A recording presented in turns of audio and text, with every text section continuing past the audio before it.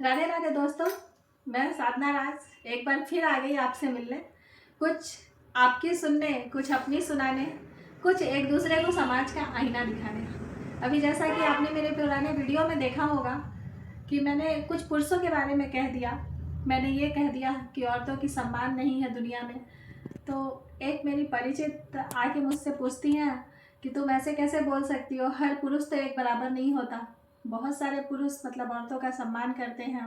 हम औरतों को पूजनीय कहा जाता है। हम औरतों को नौ देवियों के रूप में माना जाता है। हम औरतों से ही तो सृष्टि है। और सबसे बड़ी बात, एक औरत के लाज के लिए ही रामचरितमानस और एक औरत के ही लाज के लिए महाभारत रच दिया गया। पहले तो मैं मुस्कुराई आंटी की बातों को सुन के। फिर मैंने उनको बताया कि आंटी आप अभी भी गलत हैं। उस समय भी औरत के लिए महाभारत नहीं हुआ था। अगर औरत के लिए महाभारत हुआ होता तो जिस सभा में एक औरत का चीरहरण हो रहा था, वहां पे उसके 5 पति, एक पति भी नहीं, 5 पति। एक को तो मर्यादित कहा जाता था, धर्मराज कहा जाता था युधिष्ठिर को, और बहुत बड़े धनुर्धर थे अर्जुन। उसके बाद भीम आते हैं। उनसे ज़्यादा बलशाली इस विश्व में कोई नहीं था। नकुल और सहदेव थे। नकुल जो थे वो वैद्य थे, सहदेव जो थे ज्योतिष थे। आप लोगों को तो पता ही होगा, 5 पांडव की इकलौती बीबी थी पांचाली। ऐसे अर्जुन की एक और पत्नी थी, लेकिन पांचाली 5 की थी। भरे सभा में उनका चीरहरण हो रहा था।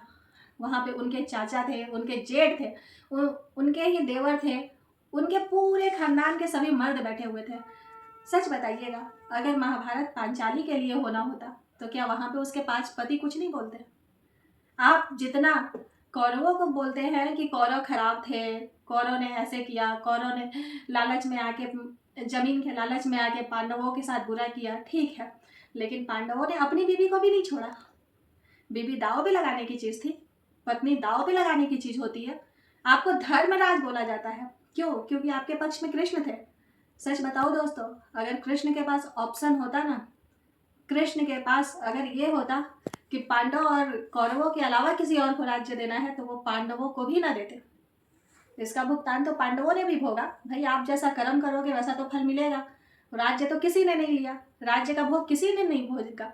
जो पांडव थे उनके भी पुत्र मारे गए आखिरी में।